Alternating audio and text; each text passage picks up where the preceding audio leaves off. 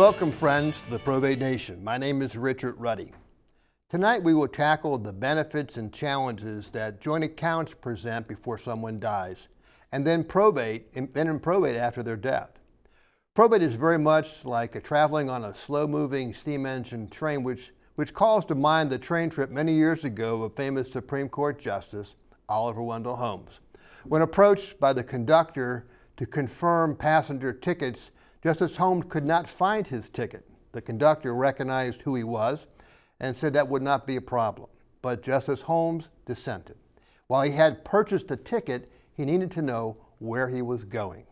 Our discussion about joint accounts is very much like the question Justice Holmes faced.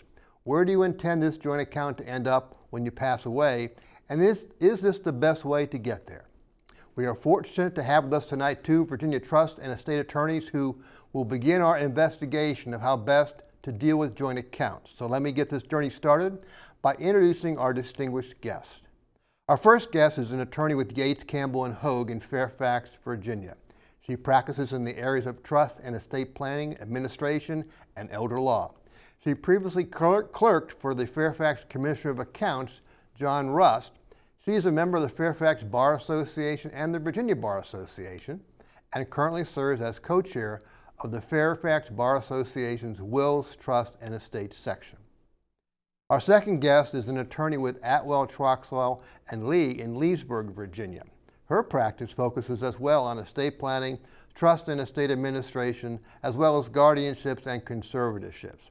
She is a member of the Fairfax Bar Association, the Northern Virginia Women's Attorneys Association, and the Virginia Bar Association. Please welcome Virginia attorney Carissa Peterson and Marissa Bagrasa. Thanks for the introduction. Ladies, thank you very much for joining us today, and thank you for taking the time to share all of your expertise. So, Chris, I'm going to go to you first. Let's get to the nub of it right away. What is a joint account, or sometimes referred to as multi-party account? What are these things? Well, thank you for that introduction and for having me here. So very simply, these are shared accounts where more than one person is recognized as the title owner of the assets in the account.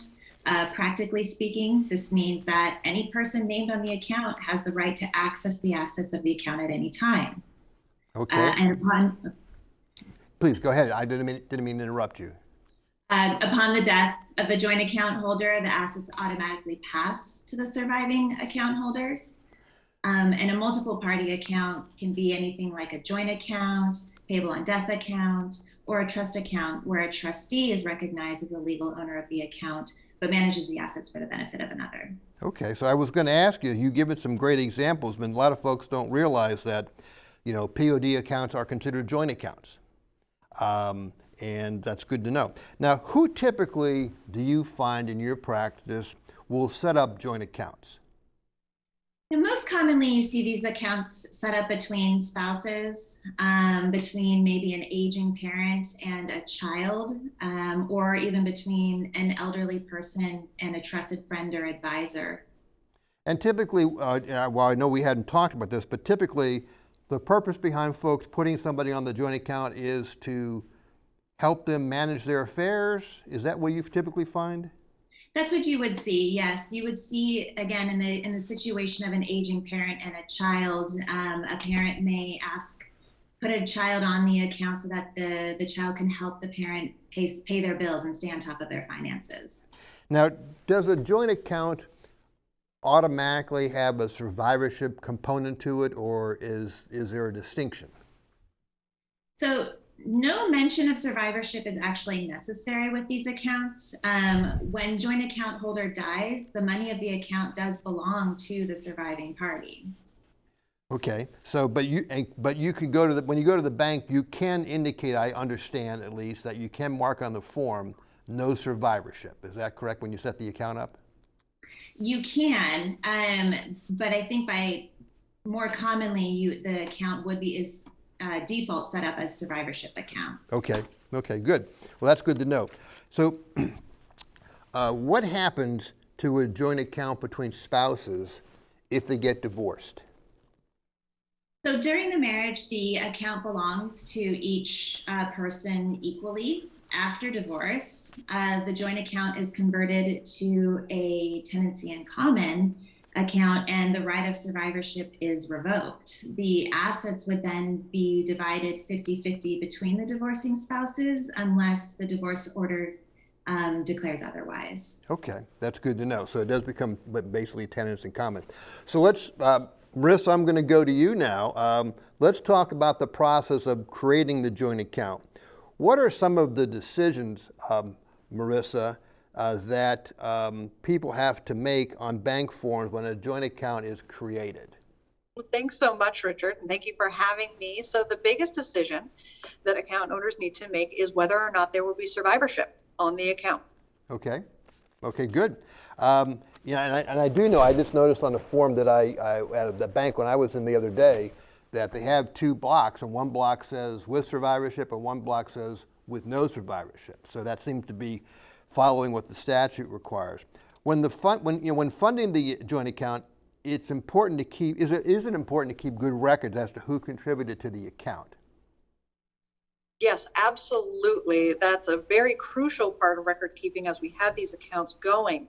As we'll talk more about in a little while, creditors of a joint account can only collect on funds that are contributed by the creditor joint account holder. So having those records is vital as you move forward with the administration. Well, that's good. That is very important to know. Now, do joint account owners have any duties to each other? So my mom decides to bring in a child and put them on the account. Does that child have any duties to mom over that joint account? Yes, there are duties. It's essentially a principal and agent relationship. So for the account holder who does not contribute anything, in your example, they have what's called a fiduciary responsibility as an agent for the principal or the person who contributed everything to that account. And they are governed by the Uniform Power of Attorney rules here in Virginia. Okay, well, that statute can be very robust. So tell me a little bit about the risk or liability that an agent has for breaching their duty to the other account holder, what the daughter's breaching of her duty to her mom on this joint account.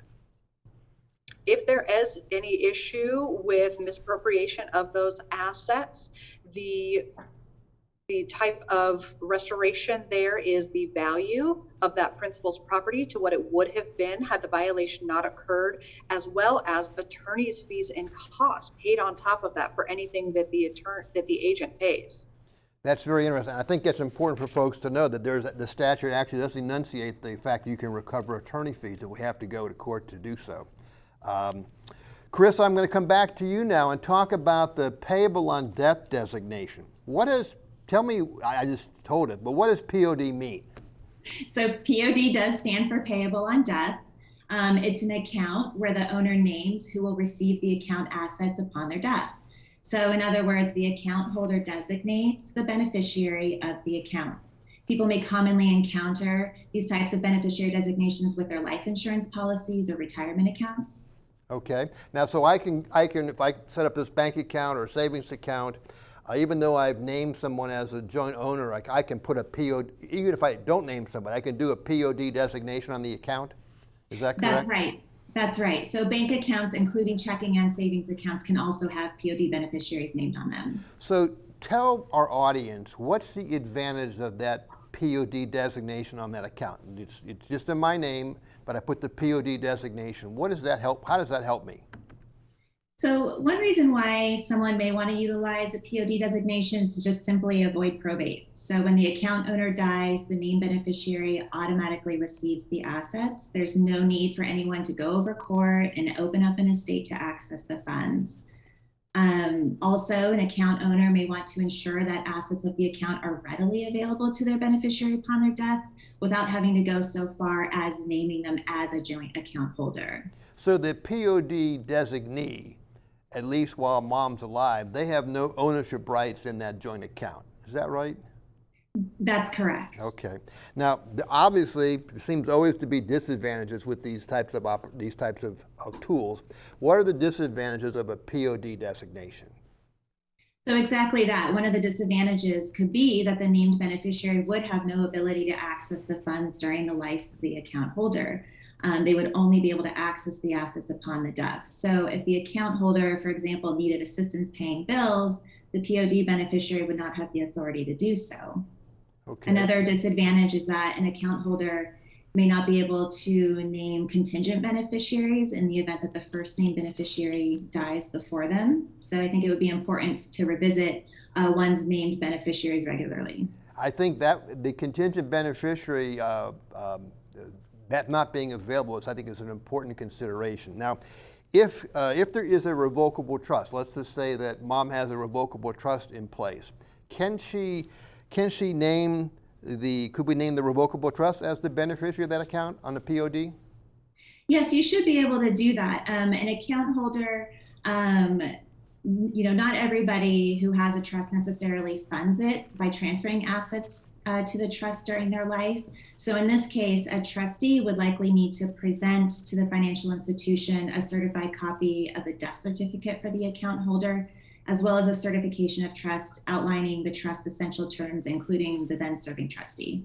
But the nice thing about that is that the trust can provide for all those sort of contingencies that you might not otherwise be able to do with the POD. So that's correct. That's a nice thing. Marissa, I'm going to return to you now and let you sort of further talk about some of the advantages and disadvantages of joint accounts. So there are advantages, I understand, but what are some of those advantages for the joint account? And we've talked a little bit about that, but I want to sort of reinforce those with your input. Just like Carissa mentioned, with the pay on death account, a joint account also can avoid probate of the asset so long as there is a surviving joint account owner. So that person is able to immediately access the funds, not having to go to court or go through any probate. Additionally, it can help serve as a will substitute. Again, to the extent there are surviving owners, the person who is adding the joint owners can designate who will receive the funds upon their death. And the biggest difference between a joint account and a pay on death account is during life, the joint account owner has full access to those funds. So has the ability to help pay bills, access the money for the person adding the joint account owners. So so it sounds like it's all advantages, but are there any disadvantages, and what are those? Yes, there are disadvantages that we have to think through when we're naming joint account holders. So the biggest one that I see in my practice is that the surviving owner may not be the individual or the only individual that you want to intend to inherit the account. I see a lot of people who say, I'm going to name daughter A, but I know that she's going to share it with brother B and sister C.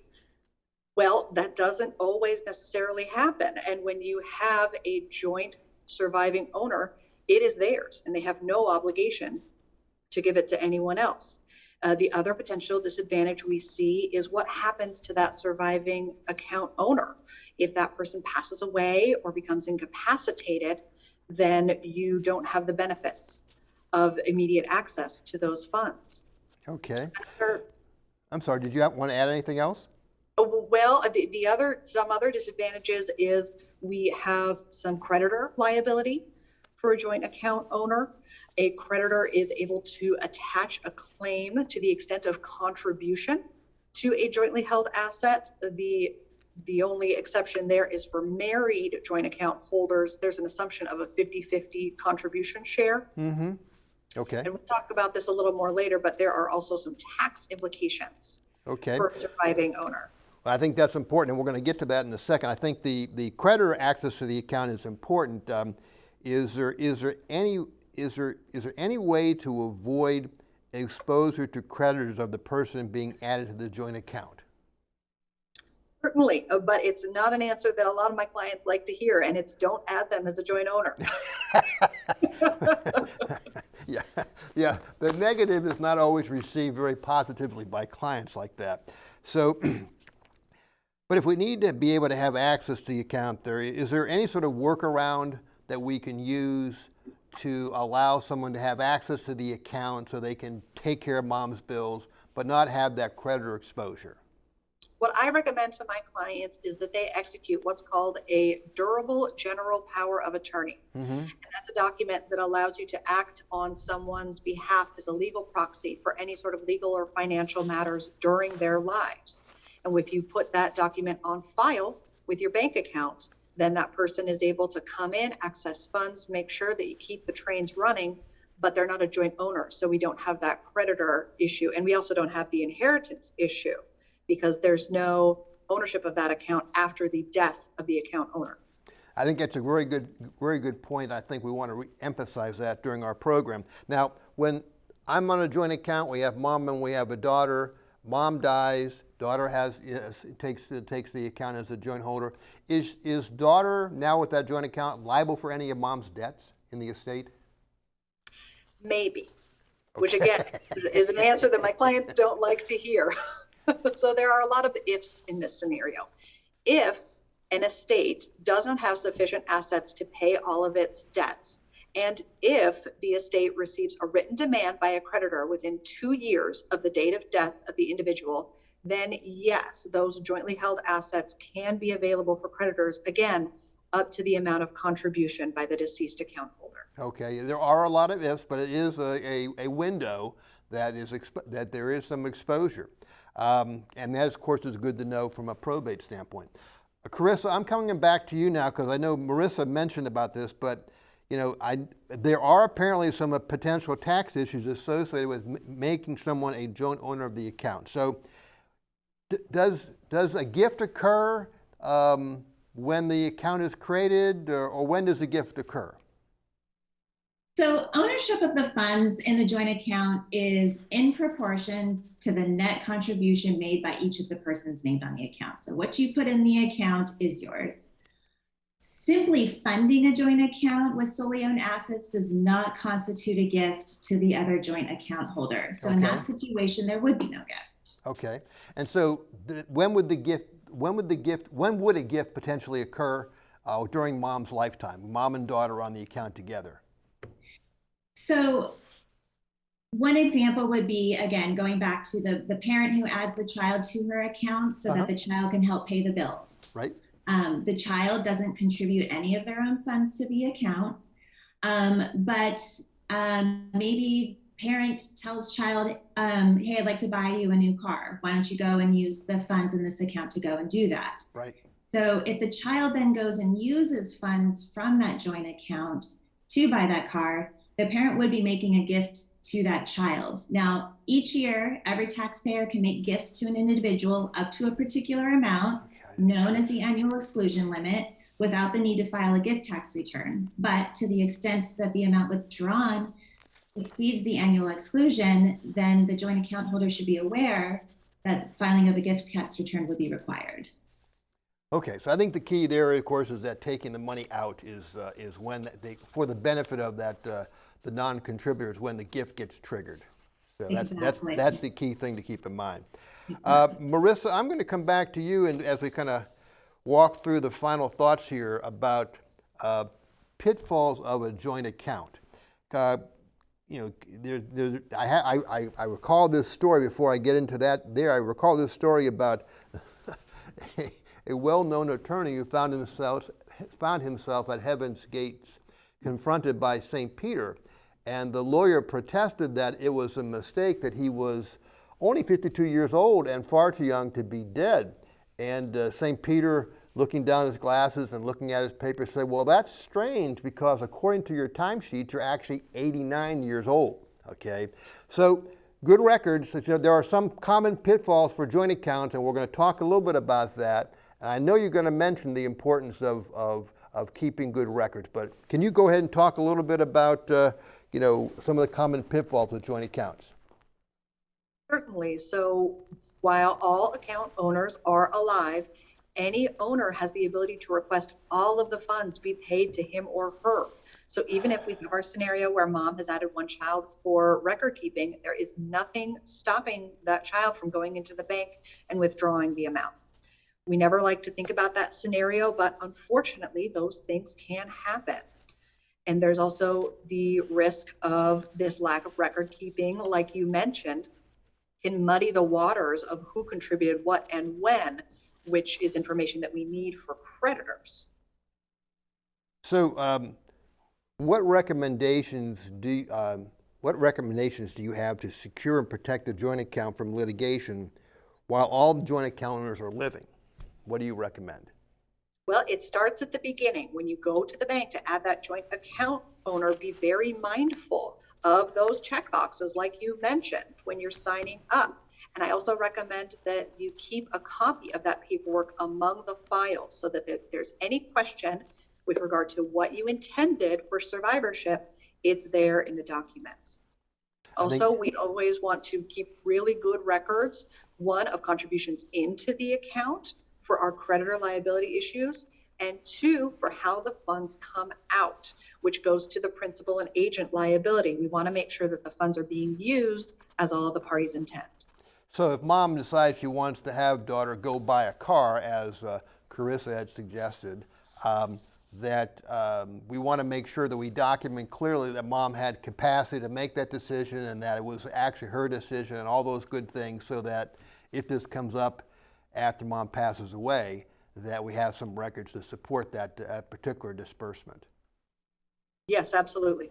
So, well, we're unfortunately starting to get close to running out of time, and so I wanted to get some closing comments from both of you. So, Marissa, while we have you on screen, can you share some final thoughts or words of advice about both the creation and ownership of joint account?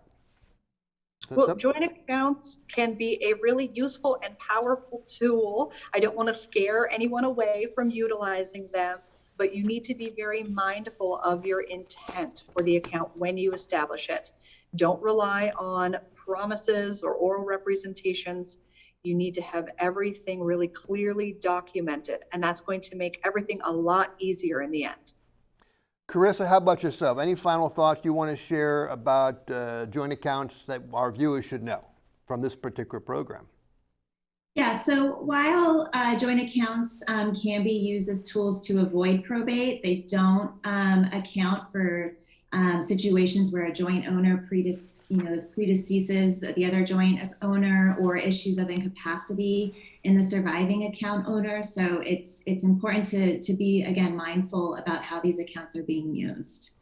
Sure. I think those are really good words of advice, and I think folks are sometimes a little too quick to take advantage of these joint account setups because of the expediency and, of course, the fact that it doesn't cost a lot of money to get them set up. But so, ladies, I want to thank Carissa and Marissa both, for visiting us today. Joint accounts, offer a lot of advantages, but they also offer disadvantages. They also prevent pitfalls, and you've shared some valuable information and advice with our viewers on how to navigate the use and terms of joint accounts. I want to thank you both for this great public service to the Probate Nation viewers. Joint accounts are a landmine of potential problems, yet they continue to be popular alternative to a financial power of attorney and a common probate avoidance tool, often because it is not costly to set up or from a misunderstanding as to the challenges a survivor owner of the joint account will have to voluntarily implement your oral wishes, or what happens if they elect not to implement those wishes. As a result, the consequences of a joint account often produce unintended and unwelcome results, much to the dismay of the decedent's loved ones and intended beneficiaries, and contrary to your wishes. What our guests encourage is that you approach the disposition of such accounts by getting objective advice from an estate planning attorney of your choosing. Communicate your wishes and give serious consideration to the advice they offer. Often there is a way to accomplish your objectives without creating problems or hard feelings among your family and intended beneficiaries after your death. Friends, this brings us to the conclusion of our show. I hope you found it helpful. On behalf of the Probate Nation, thank you for visiting with us.